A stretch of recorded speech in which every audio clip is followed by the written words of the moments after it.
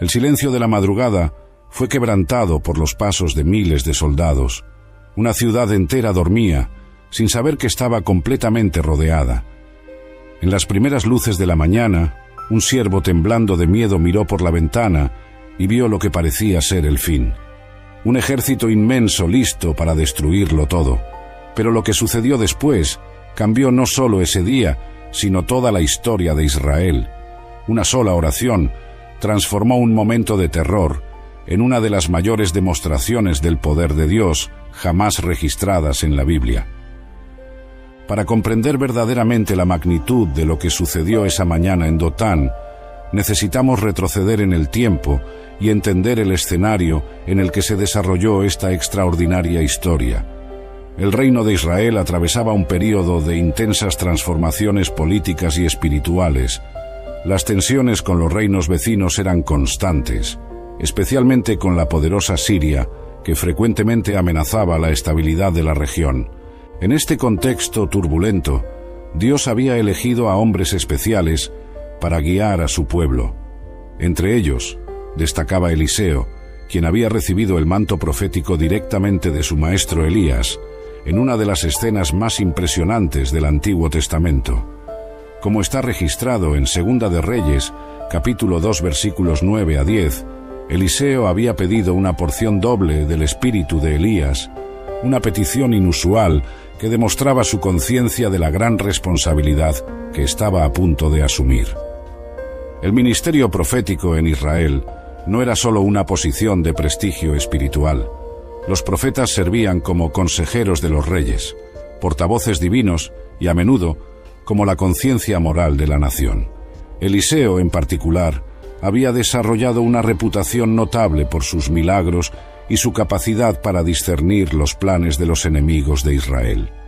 Su historia comenzó cuando, siendo un simple labrador, fue llamado por Elías mientras araba la tierra con 12 parejas de bueyes, como nos cuenta Segunda de Reyes capítulo 19, versículos 19 a 21. El ascenso de Eliseo al papel de principal profeta en Israel estuvo marcado por señales poderosas. Poco después de la partida de Elías, dividió las aguas del Jordán con el manto de su maestro, demostrando que realmente había recibido la unción divina que había pedido. Los hijos de los profetas, al presenciar este acto, reconocieron que el espíritu de Elías reposaba sobre Eliseo. Segunda de Reyes, capítulo 2, vers 15. Durante su ministerio, Eliseo realizó diversos milagros que impactaron desde personas comunes hasta reyes. Purificó aguas amargas en Jericó, multiplicó el aceite de una viuda para pagar sus deudas, resucitó al hijo de la sunamita y hasta hizo comestible un guiso envenenado. Cada uno de estos milagros demostraba diferentes facetas del poder y la misericordia de Dios, construyendo una reputación que se extendió mucho más allá de las fronteras de Israel.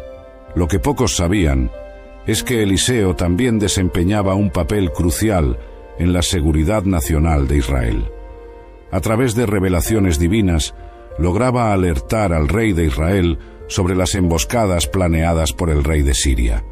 Como está registrado en Segunda de Reyes, capítulo 6, versículos 8 a 10, esta información era tan precisa que el rey de Siria llegó a sospechar de traidores entre sus propios consejeros.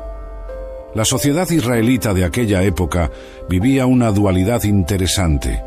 Por un lado, había una estructura política formal, con un rey y su corte.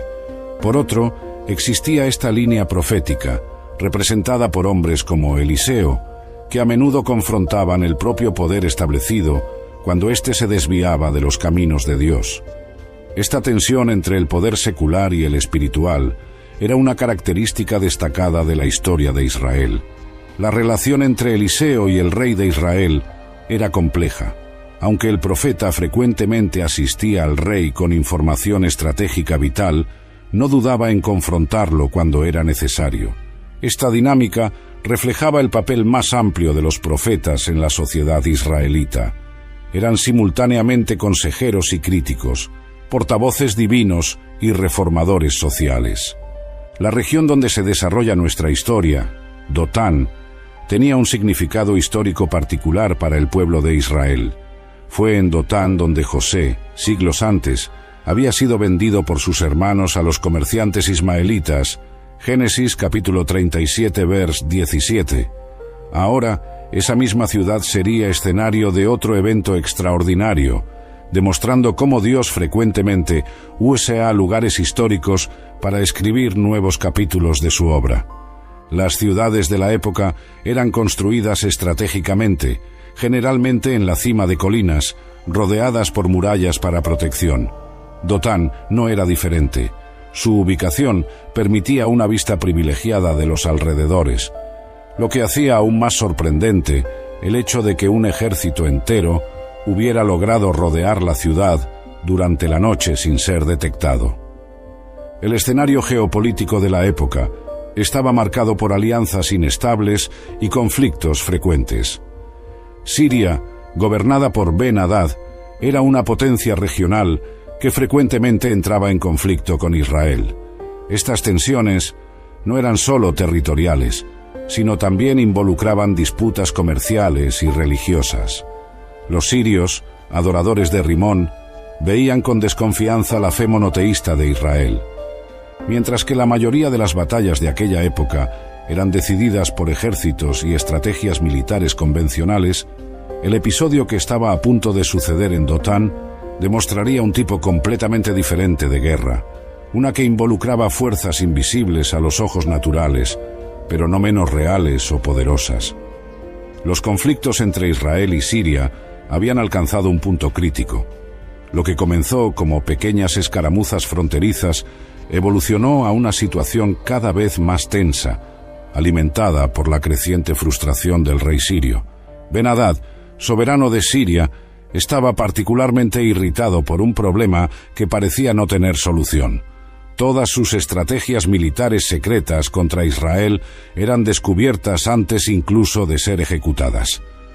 Como se relata en Segunda de Reyes, capítulo 6, vers 8, el rey de Siria frecuentemente convocaba a sus consejeros para planear emboscadas contra Israel. Con meticulosa precisión, elegían lugares estratégicos para posicionar sus tropas. Desarrollaban tácticas elaboradas y calculaban el momento perfecto para cada ataque. Sin embargo, de alguna manera inexplicable, el rey de Israel siempre parecía estar un paso adelante, evitando cada trampa con una precisión desconcertante. Lo que el rey sirio no sabía inicialmente era que su verdadera batalla no era contra la inteligencia militar israelita, sino contra algo mucho más poderoso, el don profético de Eliseo. En su cámara privada, Eliseo recibía revelaciones divinas sobre cada movimiento planeado por los sirios. Con una precisión que solo podría tener Dios mismo, advertía al rey de Israel: «Cuidado de pasar por tal lugar, porque los sirios han bajado allí». Segunda de Reyes, capítulo 6, vers 9. Esta situación extraordinaria se repitió tantas veces que comenzó a afectar profundamente la moral del ejército sirio. Los comandantes militares, hombres experimentados en guerra, no podían entender cómo sus planes más secretos eran constantemente frustrados. Lo que debía ser una serie de victorias fáciles sobre Israel se había transformado en una secuencia humillante de fracasos estratégicos. Si estás intrigado por esta increíble historia, no te la guardes solo para ti. Haz clic en suscribirse ahora mismo. Compártela con alguien que necesita escuchar este mensaje y cuéntame en los comentarios: ¿qué ejército estás enfrentando hoy? Ahora continuemos. La tensión en el palacio sirio era palpable. Ben-Hadad, conocido por su temperamento explosivo, comenzó a sospechar de traición entre sus propios consejeros. En una reunión particularmente tensa, registrada en Segunda de Reyes capítulo 6, vers 11, confrontó a sus oficiales directamente: «¿No me revelarán quién de los nuestros sirve al rey de Israel?» Su voz, cargada de frustración y desconfianza, resonó por la sala del consejo, haciendo que sus siervos temblaran. Fue en ese momento que uno de los siervos del rey sirio sacó a la luz una información crucial que cambiaría el curso de los acontecimientos. Con cautela, explicó que no había traidores entre ellos, sino un profeta en Israel, Eliseo, que conocía incluso las palabras que el rey decía en su habitación de dormir. Segunda de Reyes, capítulo 6, vers 12. Esta revelación fue un momento decisivo que transformó completamente la naturaleza del conflicto.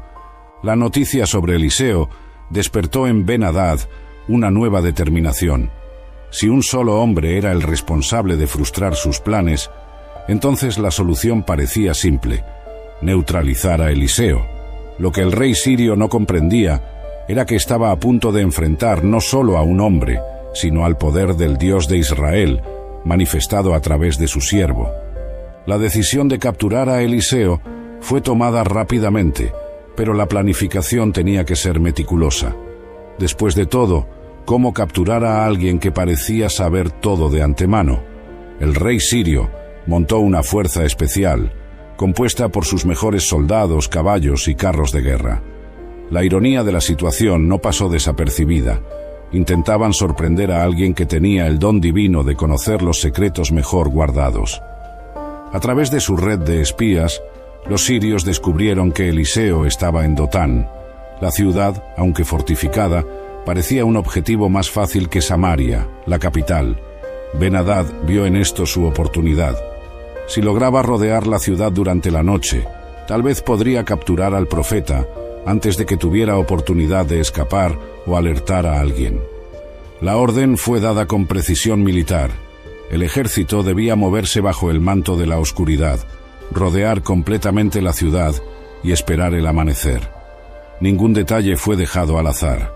Los soldados recibieron instrucciones específicas para capturar a Eliseo vivo, ya que el rey quería interrogarlo personalmente. Mientras el ejército sirio se movía silenciosamente por la noche, Eliseo descansaba en Dotán, aparentemente ajeno al peligro que se acercaba. Sin embargo, como demostrarían los eventos